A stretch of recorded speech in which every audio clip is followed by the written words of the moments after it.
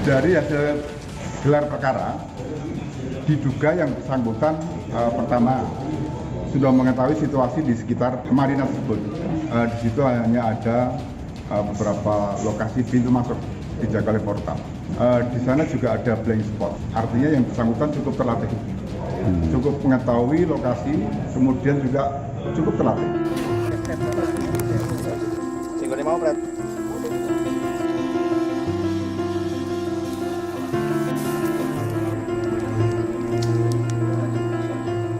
Setelah kita periksa, yang bersangkutan tidak mengenal dan tidak melihat dua oknum anggota TNI AD. Ini memang berbeda hasil yang diperoleh pemeriksaan Polrestabes dengan Pomdam. Kepergian almarhum di tangan makhluk yang dinamakan manusia, penuh keserakahan yang tidak bisa menggunakan akal budi dan hati nuraninya, sungguh menjadi pukulan berat bagi kami sekeluarga yang ditinggalkan. Hampir 3 bulan, tepatnya sejak tanggal 24 Agustus 2022, keluarga almarhum Paulus Iwan Budi menjalani hari dengan perasaan penuh tanda tanya. Siapa sebenarnya yang telah menghabisi sang kepala keluarga dengan cara yang sangat keji? Almarhum Paulus Iwan Budi merupakan aparatur sipil negara di Badan Pendapatan Daerah Kota Semarang. Iwan Budi yang dilaporkan keluarga menghilang sejak tanggal 24 Agustus lalu ditemukan tewas dibakar pada 8 September dalam kondisi beberapa potongan tubuh hilang. Motor korban pun turut dibakar pelaku di kawasan Pantai Marina, Kota Semarang. Kondisi jasad yang tak utuh lagi, ditambah lokasi TKP yang dipenuhi ilalang, membuat polisi sampai mengerahkan Mochi, anjing kesayangan korban. Mochi begitu bersemangat saat dituntun untuk mencari sang majikan. Upaya ini membuahkan hasil. Mochi berhasil menemukan potongan tubuh berupa tangan kiri dan bagian kaki korban. 2 bulan sejak penyelidikan dimulai, penyidik Satreskrim Polrestabes Semarang belum juga menetapkan tersangka dan motif pembunuhan almarhum Iwan Budi. Meski di awal-awal pemeriksaan saksi yang merupakan penjaga portal di Pantai Marina, polisi menduga ada keterlibatan oknum TNI AD dalam peristiwa pembunuhan ini. Sejauh ini dari penyidik belum melakukan pemeriksaan terhadap 2 anggota TNI karena terkait pemeriksaan terhadap anggota TNI kita mempunyai prosedur dan aturan yang berlaku. Sejauh ini hasil koordinasi kami dengan Pomdam belum menyampaikan apa hasil dari pemeriksaan terhadap 2 anggota TNI tersebut. Tim Kompas TV telah berupaya menghubungi Pomdam 4 Diponegoro untuk mengonfirmasi perkembangan penyelidikan terhadap kedua oknum TNI tersebut. Namun hingga berita ini dibuat, Pomdam Diponegoro tak memberi respons. Adanya dugaan keterlibatan oknum TNI AD sempat mendapat atensi Panglima TNI Jenderal Andika Perkasa. Kala itu, Panglima menjamin akan terus mengawal proses penyelidikan di kesatuannya. Jadi memang itu kan informasi yang di-sharing berdasarkan penyidikan yang dilakukan oleh Polda dan kami sekarang sedang melakukan proses terus. Memang tidak semudah itu karena ada saja denial atau jawaban-jawaban yang kemudian membuat seolah-olah tidak terlibat. Tapi kami tidak begitu saja menyerah karena kami yakin Polda juga punya bukti awal yang cukup. Pokoknya kami terus mengawal sampai dengan sekarang. Namun, usai Panglima mengumumkan adanya oknum TNI yang diperiksa, Komandan Pomdam Diponegoro membantah adanya keterlibatan 2 anggotanya, yakni Kapten AG serta Peltu AR. Meski begitu, ia tak membantah adanya kedekatan Kapten AG dengan mantan Wali Kota Semarang, Sukawi Sutarip. Karena ini kan terkait korupsi tahun 2010 waktu itu Bapak Sukawi. Nah, 2 orang ini memang dia dekat, apalagi saudara AG ini istrinya itu adalah keponakannya Pak Sukawi. Ya itu mungkin ada hubungan memang, tapi untuk arah ke pembunuhan belum ada bukti permulaan. Mandeknya proses penyelidikan dinilai pengacara keluarga korban karena sulitnya penyidik kepolisian mendapatkan izin dari LPSK untuk memeriksa ketiga saksi. Belum lagi pengakuan para saksi yang kerap berubah-ubah. Saksi dibawa ke Pomdan dan sudah bisa menunjuk lokasi-lokasi itu gitu loh. Nah tapi justru dengan adanya pendampingan LPSK, saksi ini kemudian mengaku lupa, tidak tahu dan sebagainya. Saya menilai LPSK seakan dalam kerjaan ini justru menghalangi, membuat polisi terhalangi untuk mengungkap kasus ini menjadi lebih terang gitu loh. Nah daripada LPSK itu tidak mampu membuat saksi memberi keterangan yang sebenarnya, ya lebih baik lepas saja. Untuk apa dia melindungi saksi yang tidak jujur kepada penyidik dan tidak konsisten pada keterangan awalnya. Namun LPSK membantah tudingan mempersulit penyidik. LPSK bahkan menyarankan agar kasus yang tergolong rumit ini diambil alih Polda demi penuntasan kasus. Sudah sekian lama kasus itu belum terungkap. Tentu ada baiknya. Ada baiknya mungkin Polda mengambil alih perkara ini, ya, termasuk juga Barreskrim mungkin ada baiknya mensupervisi, gitu.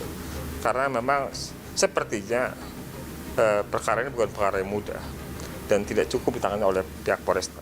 Kami juga berdoa menang Bapak Paulus Iwan Budi Prasetyo yang sekarang kasus ini selalu diberkati oleh Allah yang Maha Kuasa, Bapa dan Putra dan Roh Kudus. Perjuangan keluarga agar kasus ini mendapat perhatian oleh negara dituangkan dalam surat terbuka putri almarhum kepada Presiden Jokowi. Dengan segala hormat dan kerendahan hati, mohon kiranya Bapak Presiden Republik Indonesia berkenan untuk memberikan perhatian lebih kepada kejadian yang menimpa almarhum. Kami sebelumnya adalah keluarga yang harmonis yang penuh kehangatan. Bagi keluarga, almarhum adalah sosok keluarga yang penuh tanggung jawab, bijaksana dan penyayang. Kepergian almarhum di tangan makhluk yang dinamakan manusia, penuh keserakahan yang tidak bisa menggunakan akal budi dan hati nuraninya, sungguh menjadi pukulan berat bagi kami sekeluarga yang ditinggalkan. Sudah bersama saya istri dari almarhum Paulus Iwan Budi Prasetyo. Ia adalah Ibu Teresia Oni Anggarawati dan anak almarhum Teresia Alvita Saraswati. Ibu Oni, Mbak Saras, terima kasih sudah datang dari Semarang ke studio Kompas TV untuk bersama Rosi. Terima kasih. Saya sungguh mengapresiasinya.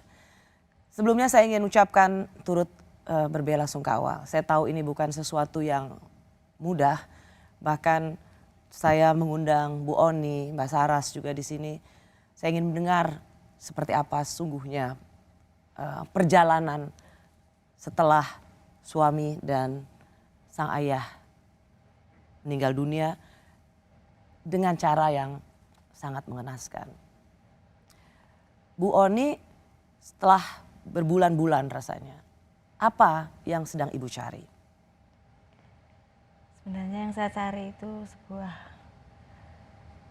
keadilan. Saya tiap hari bertanya sebenarnya apa yang terjadi dan siapa yang dengan tega melakukan ini kepada suami saya. Itu tiap hari yang saat ini selalu berada di benak saya. Sebenarnya apa-apa yang saat ini ada masalah apa dan siapa yang melakukan ini. Sehingga sampai saat ini pun sudah hampir 3 bulan ya. Pencarian dan pertanyaan itu belum terjawab sampai hari ini juga. Maka dengan adanya saya datang di sini mungkin sebuah pencarian atau keadilan akan dapat terungkap bagi kami, bagi saya dan anak-anak. Ya. Saya sempat membaca waktu itu Saras mengatakan dalam seketika hidup seperti berubah. Berada dalam keluarga yang harmonis bersama ayah dan ibu, tapi seketika perubahan yang sangat drastis. Apa yang Sarah rasakan, perubahan seperti apa yang menyesakan itu? perubahan yang menyesalkan sebenarnya kalau saya sendiri itu sudah mempersiapkan diri ya. Kalau suatu saat itu akan kehilangan orang-orang di sekitar saya itu sebenarnya sedikit banyak saya sudah mempersiapkan. Karena namanya kematian itu pasti akan datang di setiap orang. Cuma kayak nggak nyangka aja datangnya tuh secepat ini, harus berpisah sama papa. Papa masih ya maksudnya masih banyak masa depan sebetulnya yang kita pengen gapai bersama. Cuma ya sedikit banyak memang harus belajar mulai menerima. Cuma kadang tuh saya juga bertanya-tanya sama Tuhan. Tuhan ini tuh sebenarnya takdir atau nasib papa yang memang engkau setujui atau nasib yang mungkin memang engkau kehendaki. Karena kalau pembunuhan itu sendiri kan bagi saya mungkin sebetulnya belum saatnya papa untuk dipanggil Tuhan. Tapi karena ulah yang disebut manusia itu merenggut nyawa berharga papa saya, jadinya papa harus sudah berpulang saat ini. Itu memang sebetulnya sebuah pukulan karena 6 bulan pertama di tahun ini tuh kita masih keluarga yang harmonis, masih setiap Sabtu atau Minggu, setiap weekend itu pasti selalu menyediakan waktu untuk bersama, mungkin ke makan atau quality time satu keluarga. Jadi Sarah sendiri bertanya pada Tuhan, ini sebuah kematian yang engkau setujui, jadi bagian dari kehendakmu atau sesuatu yang memang terampas oleh ulah manusia.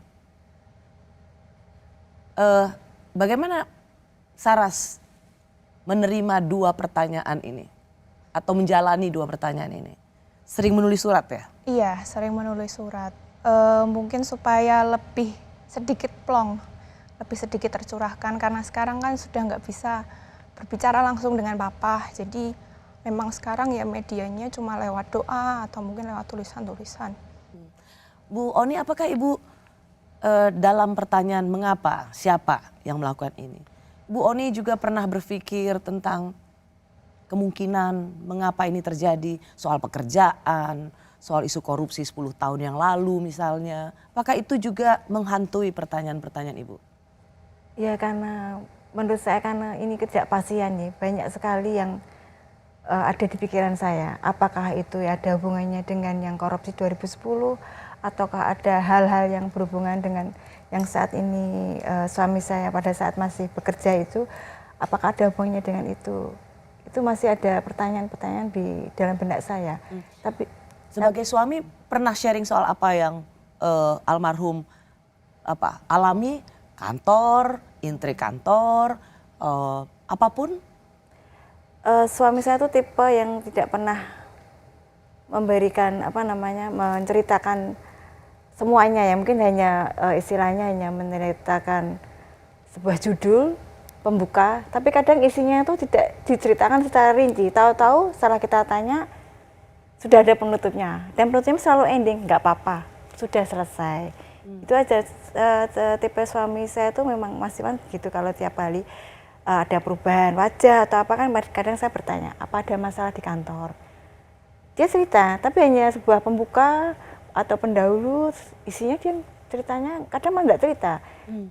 Dan dari semua cerita yang pernah ada, meskipun itu tidak utuh, pernahkah ada satu terbersit sesuatu yang membuat Ibu memiliki kesangsian, kecurigaan? Ya untuk kecurigaan sih memang sebagai saya kadang ada kecurigaan yang apakah ini ya, apakah itu ya, apakah dia ya, itu ada kecurigaan. Bisa Ibu share di sini? Ya kalau saya tuh kadang apakah berhubungan dengan yang pekerjaan dia yang sekarang seperti wajib pajak atau dengan yang apakah ada teman-teman yang dekat dengan dia. Mungkin apakah ada yang 2010 itu juga apakah masih ada hubungannya dengan masalah ini. Karena terus terang untuk yang 2010 pada saat itu kan saya jarang aktif di kantor ya. Jadi saya pada saat 2010 saya tidak tahu siapakah teman dekat dia, siapakah yang biasa dia bekerja dengan timnya dengan siapa. Kalau yang akhir tahun ini kan karena saya aktif di kantor, Jadi saya tahu, oh teman dekat dia ini, teman kerjanya dia ini, yang dia lakukan ini saya tahu betul kalau yang di pekerjaan yang sekarang. Tapi yang soal kasus korupsi itu sama sekali tidak tahu. Ya. Oke Ibu, keluarga melalui anak sulung almarhum Saras mengirimkan surat pada Presiden agar pengusutan kasus pembunuhan sadis ayahnya Paulus Iwan Budi bisa dituntaskan. Saat ini hanya keadilan yang bisa kami harapkan. Kami percaya bahwa saat ini tim gabungan Polrestabes Semarang dan Polda Jawa Tengah masih berupaya keras untuk menuntaskan kasus kematian almarhum. Namun di tengah upaya tersebut masih banyak menemukan kendala karena dugaan keterlibatan anggota militer dalam kasus pembunuhan ini. Masih bersama saya istri dan anak dari almarhum Paulus Iwan Budi, yaitu Ibu Oni dan Saras. Bu Oni, ketika Ibu tahu suami tidak kembali pada tanggal 24 Agustus, pencarian apa Bu yang Ibu lakukan? Setelah jam 8 malam saya chat WA tidak dibalas, kemudian telepon juga tidak diangkat, saya dan anak-anak sekitar jam 3 lebih, jam setengah 4 lah itu saya dan anak-anak mencari di setiap rumah sakit ya, rumah sakit apakah karena udah handphone sudah mati? Ya, sudah mati. Apakah ada kecelakaan. Dan yang terakhir saya ke tempat adik saya. Dan dengan dibantu adik saya juga mencari semua rumah sakit yang ada di Semarang. Gitu. Hasilnya nihil? Nihil, tidak ada korban yang bernama Iwan. Pada saat tanggal 8 September ditemukan, apa informasi seperti apa yang Ibu dapatkan? Saya hanya, kebetulan yang mengabari itu adik saya, Yosep itu, kalau saya diminta ke Polres waktu itu, ke Polrestabes. Dan saya waktu itu belum tahu kalau beliau itu ternyata sudah meninggal. Mbak, nanti ke Polres sama saya. Dan pada saat saya dijemput, dan kebetulan ada dari pihak Polda juga sudah datang ke rumah dan menyampaikan kalau ada penemuan jenazah di Pantai Marina dan kendaraannya itu. Dan pada saat itu juga, pagi itu saya belum tahu kalau kondisi beliau itu tidak layak, maksudnya itu saya baru tahu setelah tes anak-anak mengalami dites DNA, kalau harus dites DNA, dan ternyata ada anggota tubuh yang nggak lengkap dan dibakar. Pada saat itu pertanyaan saya, pada saat dibakar apakah dia itu masih hidup apa enggak? Hanya itu yang saya pikirkan pada saat itu. Pada saat itu belum ada belum ada konfirmasi dari kepolisian apakah pada saat dibakar itu beliau masih hidup apa enggak. Hanya di pikiran saya itu apakah pembakaran itu menyakitkan dia apa enggak. Dan setelah memang kita dikonfirmasi dari, saya tanya, Pak, apakah pada saat pembakaran itu suami saya itu masih hidup apa enggak? Kalau dilihat dari itu masih sudah pucat Ibu, berarti beliau itu masih sudah meninggal. Berarti beliau itu sudah meninggal baru dibakar. Saya nggak tahu apakah ada perasaan, ada sedikit kelegaannya. Berarti kamu tidak sakit pada saat kamu dibakar, karena beliau itu sebenarnya tidak tahan sakit sebenarnya dia. Kalau dia sakit aja, kalau orang Jawa itu dikerok ya, itu dia itu kadang nggak mau, dipijit juga nggak mau. Yang itu yang kadang pada sampai saat sekarang itu nggak nyangka kalau beliau itu meninggalnya seperti itu. Bahwa sang suami berpulang saja sudah menimbulkan rasa sedih yang luar biasa. Apalagi ditambah dengan bagaimana cara ia meninggal. Iya. Dibunuh dan kemudian dibakar. Dan dihilangkan. Yang tiap hari saya lihat itu sampai dihilangkan itu. Sampai sekarang saya belum bisa ngomong apa-apa kalau ya ampun Mas, kamu meninggalnya sampai dihilangkannya tiap hari. Wajahmu saya lihat. Itu aja yang sampai sekarang. Yang trauma itu masih ada di dalam pikiran saya. Ibu tetap memberanikan diri melihat potongan-potongan tubuh almarhum? Saya berdoa sama Tuhan, untuk terakhir kali ini berilah saya kekuatan untuk bisa istilahnya bisa menyempurnakan dia pada saat dia pulang. Saya pada saat itu memakaikan baju walaupun hanya di atas ya. Lalu saya lembarkan baju dia, celana dia, sepatu, jam kesayangan dia, cincin kesayangan dia. Dan karena tidak ada kepalanya, saya beri dia peci yang tiap hari dia pakai untuk upacara itu, saya pakaikan dia. Dan saya bilang, Pak maaf, sampai sekarang kepalamu belum ketemu. Ini hanya sebagai simbolis saja biar kamu nanti setidaknya dengan keadaan utuh kamu pulang. Saya bilang gitu. Saya pada saat itu saya bilang sendiri sama si peti di muka peti, saya bilang sama dia gitu. Dan saya itu saya ada kekuatan tidak menangis ya, walaupun menangis tapi saya ada kekuatan untuk menata, memakaikan jam tangan walau hanya di lengan baju, memakan, menaruh cincin, menaruh rosario, puji syukur, sepatu dan segala yang perlengkapan dia. Maaf, memang tinggal bagian kepala yang belum ketemu ya? Informasinya sama kaki kanan. kaki kanan. Kanan juga belum. Kaki kanan juga belum. Iya. Itu yang membuat keluarga memang semakin bertanya-tanya, mengapa kalaupun ia harus pergi, mengapa dibunuh dengan cara yang keji seperti ini. Iya. Dan itu yang membuat ibu terus ingin mencari keadilan. Iya. Saya ingin, bahkan maksudnya kenapa dengan teganya kamu tuh, pelaku itu dengan teganya melakukan, suami saya itu manusia, bukan seperti yang kamu kira tuh apa, dia itu manusia. Dia mempunyai keluarga, dia mempunyai 4 orang anak. Kenapa kamu meninggalnya aja sampai seperti itu? Saras membacakan surat. Awalnya sebenarnya pada saat Saras ingin membacakan surat itu kan ada kabar di balai kota, tapi kemudian nggak jadi. Apa yang membuat perubahan tempat membaca surat itu, Saras? Kalau yang pembacaan surat untuk presiden itu memang dari awal didiskusikan sebenarnya mau dibacakan di TKP di Marina itu. Cuma karena mungkin 1-2 hal ada flyer yang tersebar kalau pembacaannya di balai kota. Padahal itu bukan rencana? Iya, rencananya bukan di situ. Kalau pembacaannya memang di hari Jumat tapi di TKP, tapi karena ada flyer yang sudah tersebar, saya konsultasi dengan kuasa hukum, ini mungkin nanti akan bukan membahayakan, tapi mungkin nanti akan ada pergerakan dari oknum tertentu, jadi untuk keamanan keluarga dibatalkan saja. Jadi cukup panjang yang Saras buat panjang suratnya. Iya. Bisa menurut Saras poin apa yang paling penting dari surat itu? Kalau poin penting dari surat ini sendiri,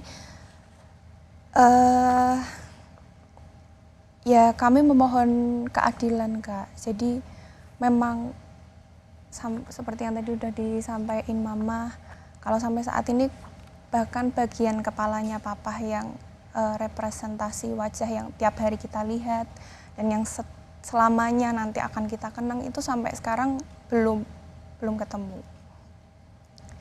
Kita pasti berharap dari keluarga mendapatkan keadilan dan kita bisa lihat pelakunya itu siapa dan atas dasar apa dia menghilangkan nyawa berharga papa kita tuh seperti itu. Apa yang kamu ingin bacakan untuk Presiden? Ini karena suratnya lumayan panjang jadi saya bacakan beberapa aja. Berdasarkan uraian-uraian yang sudah disebutkan dalam surat Presiden ini, maka dengan segala hormat dan kerendahan hati, mohon kiranya Bapak Presiden Republik Indonesia berkenan untuk memberikan perhatian lebih kepada kejadian yang menimpa almarhum. Kami sebelumnya adalah keluarga yang harmonis, yang penuh dengan kehangatan. Bagi keluarga, almarhum adalah sosok kepala keluarga yang penuh tanggung jawab, bijaksana, dan penyayang. Kepergian almarhum di tangan manusia makhluk yang dinamakan manusia penuh keserakahan yang tidak bisa menggunakan akal budi dan hati nuraninya, sungguh menjadi pukulan berat bagi kami, keluarga yang ditinggalkan. Bahkan sampai saat ini, Bagian tengkorak kepala almarhum yang merupakan representasi wajah yang tiap hari kami lihat dan yang selamanya akan kami kenang belum dapat ditemukan. Saat ini hanya keadilan yang bisa kami harapkan. Jadi memang untuk pada intinya surat ini kami memohon atensi dari Pak Presiden supaya bisa untuk mengawal kasus ini. Saras juga termasuk membaca bahwa bisa jadi atau ada dugaan keterlibatan anggota militer. Sebuah pernyataan yang cukup berani. Apakah Saras juga berpikir ada resiko dalam mengatakan itu? Resiko keamanan keluarga. Kalau resiko sendiri sebetulnya memang ada ketakutan tersendiri, Kak. Ada ketakutan tersendiri. Tetapi kalau untuk saya pribadi, saya lebih takut kalau kasus ini tidak terungkap.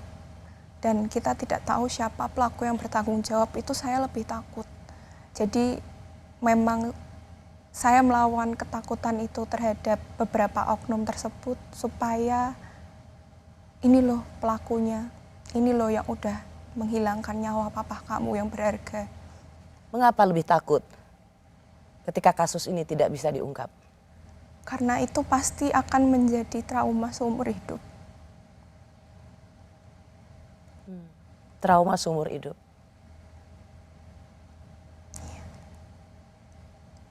Mengapa ketika kasus ini tidak bisa terungkap itu menjadi, maksud saya, mengapa Saras kemudian mengambil itu jadi beban?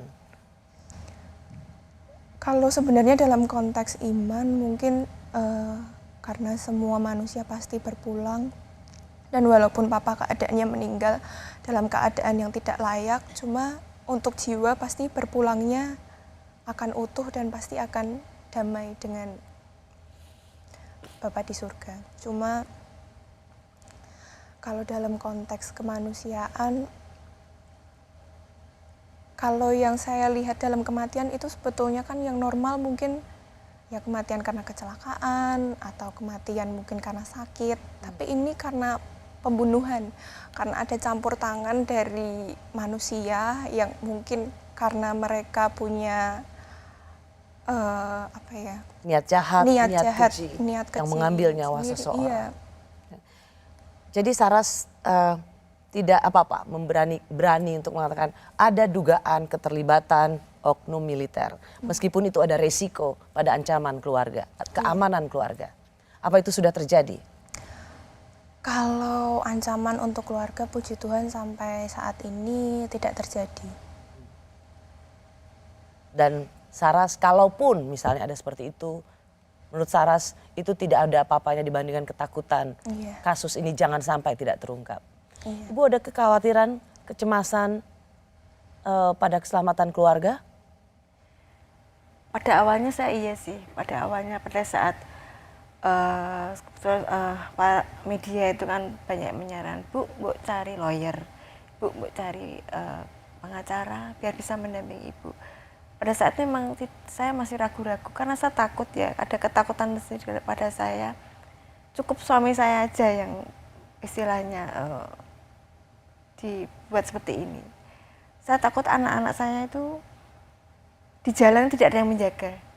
Kalau di rumah mungkin banyak yang menjaga, tapi kalau anak-anak saya di jalan kan tidak ada yang menjaga. Pada saat pertama kali itu ada ketakutan sendiri pada diri saya.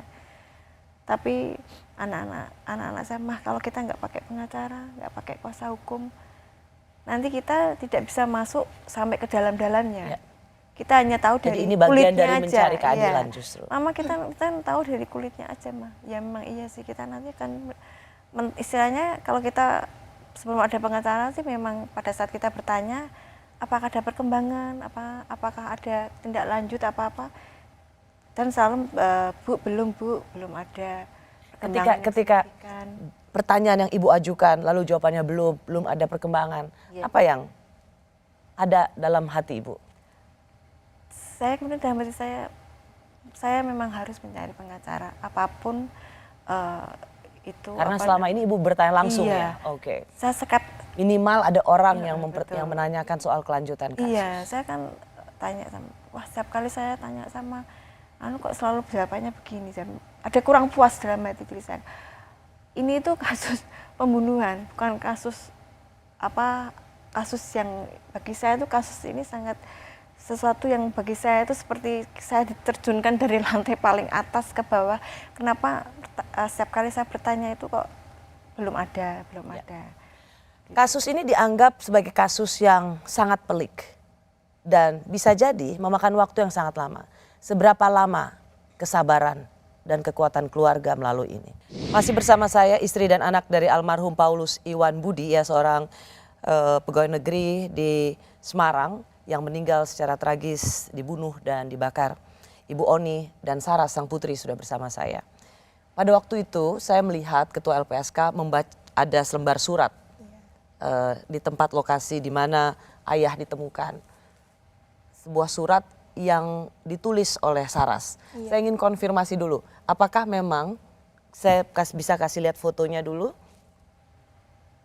Saya ingin konfirmasi pada Saras, ini ditemukan di TKP kira-kira mungkin akhir September, di minggu terakhir bulan September ditemukan oleh Ketua LPSK. Apa benar ini surat yang ditulis oleh Saras? Iya, jadi memang sebelum pemakaman ini satu keluarga nyekar ke sekitar TKP dulu, istilahnya kayak ngajak pulang papa, ayo pah pulang keluar dari sini, kita istirahatkan papa dengan layak, besok di pemakaman udah papa jangan di sini lagi. Apa suratnya itu, isi suratnya Sarah? Kalau isi suratnya sendiri sebenarnya... Bisa bacain nggak? Iya, kan kamu pegang ya, kopinya ya. Dear Papa Iwan, sebelumnya Saras tidak percaya akan kehilangan papa dengan cara seperti ini. Pah, menjadi putri pertama papa adalah keajaiban luar biasa bagi Saras. Terima kasih Pah untuk segala kasih sayang, perhatian, pengorbanan, dan cinta kasih papa sejak Saras lahir ke dunia fana ini. Terima kasih untuk segala pengorbanan dan dedikasi papa untuk keluarga. Rasa syukur padanya karena diberkati papa luar biasa sepertimu. Maaf Pah untuk segala kekecewaanmu pada Saras. Untuk segala tutur kata, perbuatan, kekecewaan dan harapan papa untuk Saras yang belum sempat terjadi. Kami sekeluarga dan Saras juga sudah memaafkan kesalahan papa semasa hidup. Pah, sekarang tidurlah dalam kedamaian abadi bersama Bapa di surga.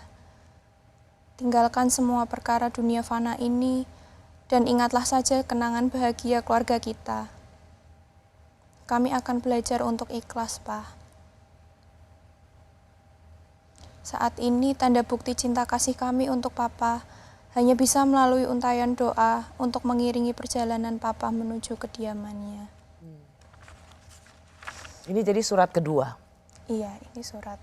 Ini surat oh, pertama. itu justru yang pertama ya? Iya, ini surat pertama ini surat buat presiden yang kedua, iya, dan Saras juga punya surat yang ketiga. Iya. Jadi Bu Oni, Saras punya cara menguatkan dirinya dengan selalu bersurat pada sang ayah. Iya. Termasuk Ibu, saya ingin dengar cerita soal, kan setelah almarhum ditemukan jasadnya pada tanggal 8 September, lalu ada upaya pencarian. Waktu itu ada Mochi. Oh iya, Mochi. Mochi adalah anjing peliharaan kesayangan ayah begitu ya? Iya, kesayangan. Ikut mencari. Iya. Itu inisiatif siapa, Bu? Sebenarnya pada saat Pak Kapolres datang ke rumah untuk kalau tidak salah itu beliau menyampaikan kalau tes DNA itu positif, kalau itu beliau Pak Mas Iwan. Dan kemudian saya menyampaikan, Pak, apakah diizinkan bila anjing saya ikut mencari, karena anjing itu kan dari kecil, dari dia lahir itu sama beliau Mas Iwan itu dekat. Apakah diizinkan untuk bisa mencari kekurangan bagian tubuhnya Mas Iwan, dan diizinkan oleh Pak Kapolres akhirnya. Jadi ikut dia cari? Ikut ya. Dapat? Pada saat Mochi ke TKP itu setelah saya lihat dari media ada satu sih yang ketemu. Ada satu. Bisa ketemu ya Mochi? Apa yang ketemu Sarah? Dikasih tahu nggak? Kalau nggak salah tulang rusuk Ya? atau tulang ekor gitu. Tapi kalau nggak salah tulang rusuk waktu itu. Jadi pencarian Mochi berhasil ya? Iya, pada saat itu. Saya memang yang minta izin ke Pak Irwan pada waktu itu. Dan diizinkan. Wow. Ibu, seperti yang tadi saya katakan, kasus ini pelik. Ini juga kalau dilihat motif belum ada tersangka, jadi mungkin belum bisa langsung masuk dalam satu asumsi. Karena ibu sendiri bercerita bapak tidak pernah mengeluh tentang apa yang terjadi. Lingkungan kantor juga mengatakan almarhum seorang yang sangat berdedikasi, disiplin, tidak ada sesuatu yang membuat ia menjadi seorang yang tidak disukai. Jadi bisa dibilang sebagai korban ia terlalu sempurna untuk diperlakukan semacam ini. Motif yang masih minim, petunjuk yang juga sangat sedikit, kasusnya sangat pelik. Seberapa lama menurut ibu dan keluarga memiliki kekuatan untuk terus menanti? Untuk berapa lamanya memang saya serahkan kepada Tuhannya. Apakah hari ini, apakah besok, apakah seminggu lagi, apakah sebulan, semuanya saya serahkan kepada Tuhan. Yang penting saya khususnya kan berupaya untuk mencari sebuah keadilan. Sampai kapanpun? Sampai kapanpun. Karena sebagai saya tuh manusia biasa, sebagai seorang manusia biasa, itu rasa untuk mencari keadilan itu ada. Walaupun secara iman saya memaafkan pelaku ya, secara iman sama pelaku, tapi sebagai manusia biasa saya ingin mereka bertanggung jawab. Mereka mempertanggungjawabkan apa yang telah mereka lakukan. Karena seharusnya bukan mereka yang melakukan ini. Ya. Maka saya sampai sekarang pun saya berdoa, Tuhan, apakah hari ini, apakah besok, apakah seminggu lagi, sebulan atau kapanpun, menurut kehendak Tuhan, maka terjadilah menurut kehendak Tuhan. Kami yang manusia, kita yang ada di sini berupaya untuk mencari keadilan. Itu aja. Bagi kami. Aku ya, apapun yang kalian lakukan sama suami saya itu sebenarnya tuh bagi saya sangat sadis dan kejam. Tapi agama saya mengajarkan untuk selalu mengasihi dan mengampuni. Saya secara pribadi, saya keluarga, saya memaafkan.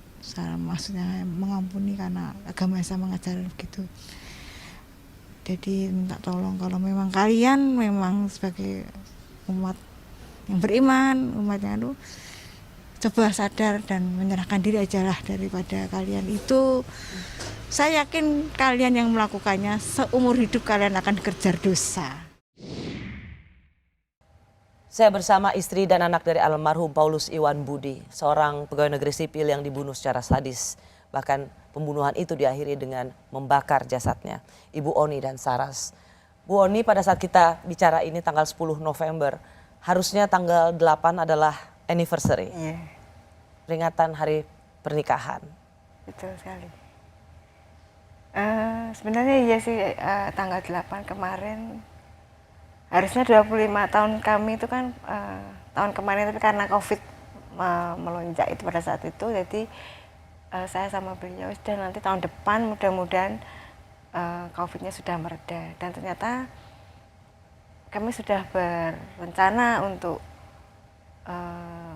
janji perkawinan dan memanggil teman-teman yang terdekat gitu ya.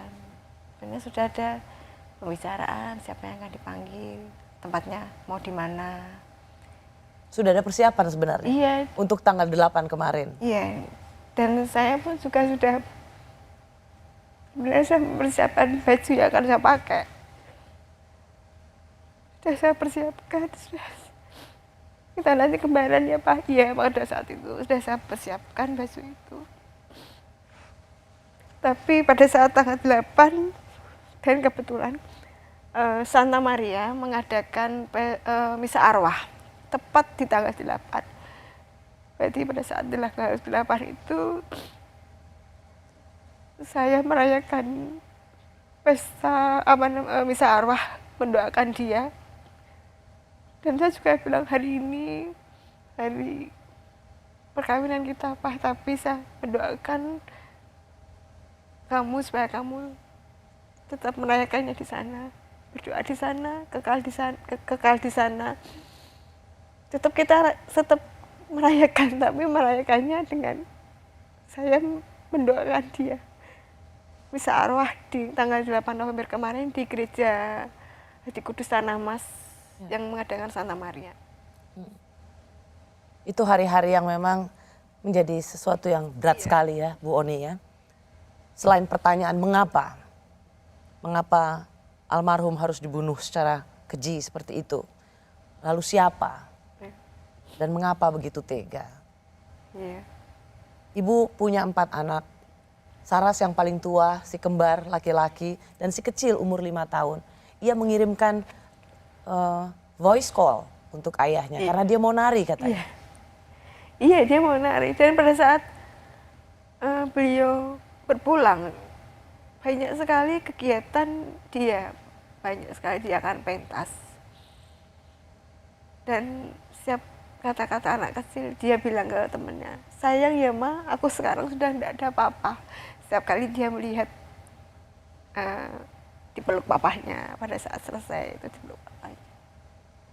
Dan puji Tuhan tuh banyak adik-adik saya yang mendukung si kecil, jadi ya dia juga pernah bilang, Ma berarti kata Om Pam aku bisa jadi papahnya, kata siapa bisa jadi papanya. Papa saya banyak tuh Pak Ma. Sampai sempat anak kecil kan mungkin nggak tahu ya, belum begitu belum begitu jelas untuk tapi dia setiap kali dia melihat anak kecil atau seseorang yang dipeluk papanya, dia akan mengatakan, sayang ya Ma, aku sekarang sudah tidak punya papa. Hanya itu aja yang kadang membuat kita tuh malah nggak kuat kadang melihat si anak kecil umur 5 tahun. Sayang ya Ma, saya udah nggak punya papa lagi. Karena lihat anak kecil lainnya dipeluk papanya. Iya, gitu. Ya. Saras, apa surat terakhirmu? Kalau surat terakhir isinya lebih ke ya penyampaian pribadi saya untuk papa. Terima kasih pokoknya untuk segala pengorbanannya papa semasa papa hidup. Jadi memang papa ini kan sosok yang penuh kehangatan ya Kak ya. Jadi memang selalu meluangkan waktu untuk keluarganya. Jadi kadang-kadang ibaratnya udah punya kalau misalkan punya barang atau beli barang, udah punya papa tuh harganya 100 nggak apa-apa, tapi punyamu, punya mama, punya adik-adik tuh yang 150, 200 gitu. Jadi memang papa itu sosok yang luar biasa buat kita. Tapi memang dengan adanya kejadian kayak gini itu kembali diingatkan lah Kak. Kadang kita kan berpikir masih punya banyak waktu, masih punya banyak kesempatan untuk berkumpul. Seberapa penting sesungguhnya kasus ini terungkap untuk menjadi apa? Penghiburan bagi keluarga, atau sesungguhnya ya tetap mau besok mau bulan depan, tapi tadi Saras mengatakan dia takut sekali bahwa kasus ini tidak akan terungkap dan itu menjadi trauma. Seberapa besar sesungguhnya pengaruh bagi keluarga untuk kasus ini selesai? Dan apa yang terjadi bagi keluarga kalau kasus ini tak juga selesai? Ya kalau tidak, bagi kami itu jangan sampai tidak selesai. Karena saya ingin kasus ini selesai. Kami tidak ingin kasus ini tidak selesai. Kami hanya ingin tahu, karena kenapa saya ingin tahu, karena kenapa di rumah beliau itu sebagai seorang suami yang baik, ayah yang baik bagi anak-anak. Mengapa dibuat seperti ini? Jadi bagi saya sendiri pribadi sangat penting siapa yang sebenarnya berada di balik meninggalnya beliau. Ibu Oni, Saras, terima kasih sudah berbagi bersama kami semua malam hari ini. Tidak ada kata lain yang dapat saya ucapkan selain berbela rasa dan sekaligus doa untuk kekuatan bagi Ibu Oni dan anak-anak. Terima kasih Ibu Oni. Saras, terima kasih. Iya, terima kasih Kak Rosi. Demikianlah Rosi. Kita jumpa lagi minggu depan. Saya Rosyana Silalahi. Tetaplah di Kompas TV, independen, terpercaya.